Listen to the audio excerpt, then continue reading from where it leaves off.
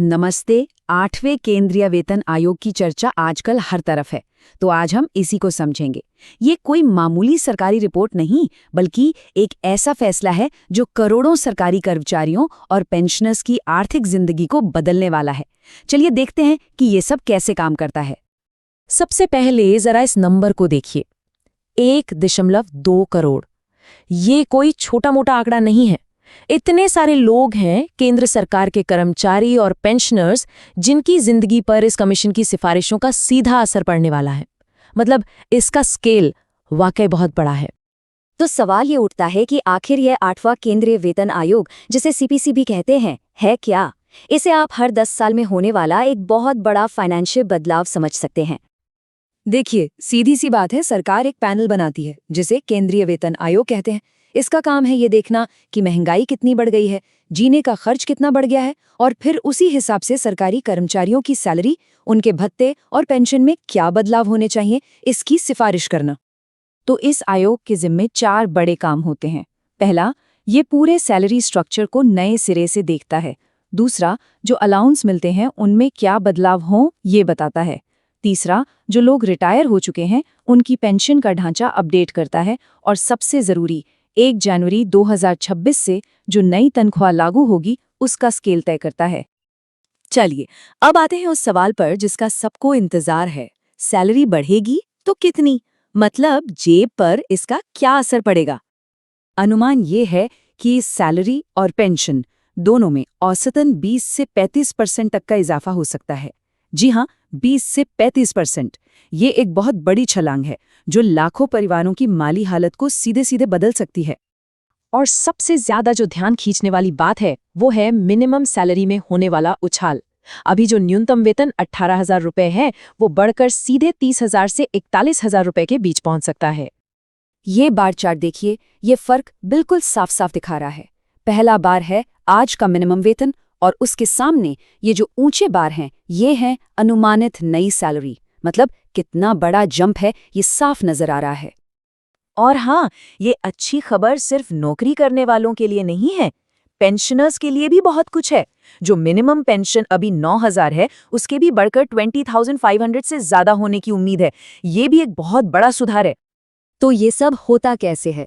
इस बढ़ोतरी के पीछे का गणित क्या है? चलिए इसके पीछे के मैजिक मल्टीप्लायर को समझते हैं। मतलब कि नई सैलरी कैलकुलेट कैसे होती है। तो सवाल सीधा सा है, आखिर ये नई सैलरी कैलकुलेट होती कैसे है? इसका जवाब एक छोटे से लेकिन बहुत जरूरी शब्द में छिपा है, और वो शब्द है फिटमेंट फैक्टर। बस इसी एक चीज पर सब कुछ टिका है। ये वो नंबर है जिससे मौजूदा बेसिक सैलरी को गुणा किया जाता है और फिर निकल कर आती है नई बढ़ी हुई बेसिक सैलरी। 7वें पे कमीशन से 8वें पे कमीशन का सफर इसी फैक्टर से तय होता है। इसका फॉर्मूला भी एकदम सीधा सादा है।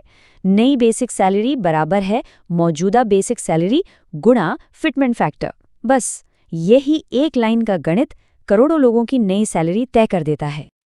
लेकिन असली सवाल तो ये है कि ये फिटमेंट फैक्टर होगा कितना? यहीं पर थोड़ा सा सस्पेंस है।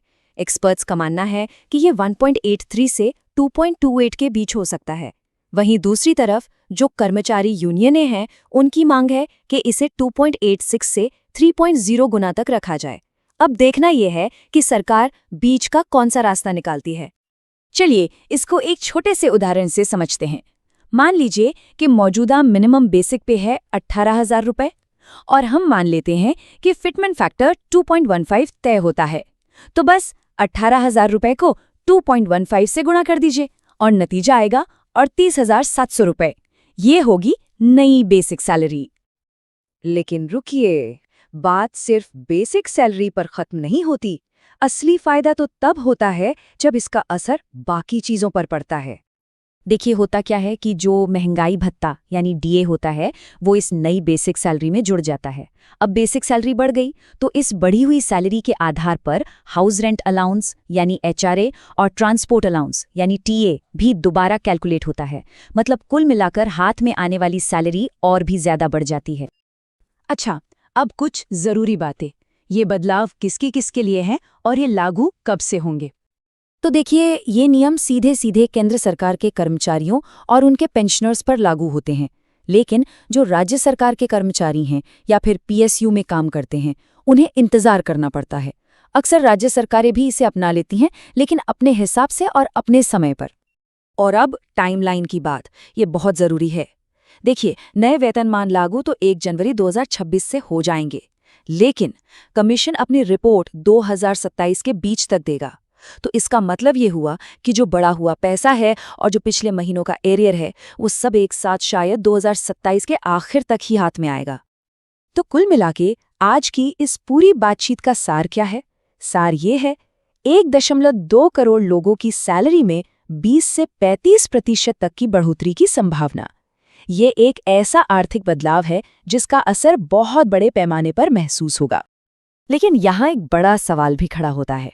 जब इतना सारा पैसा एक साथ बाजार में आएगा, तो हमारी पूरी अर्थव्यवस्था पर इसका क्या असर पड़ेगा? क्या महंगाई बढ़ेगी या फिर डिमांड बढ़ने से इकोनॉमी को बूस्ट मिलेगा? ये एक ऐसा सवाल है जो सिर्फ कर्मचारियों के लिए नहीं, बल्कि पूरे देश के लिए अहम है। इस पर सोचना तो बनता है।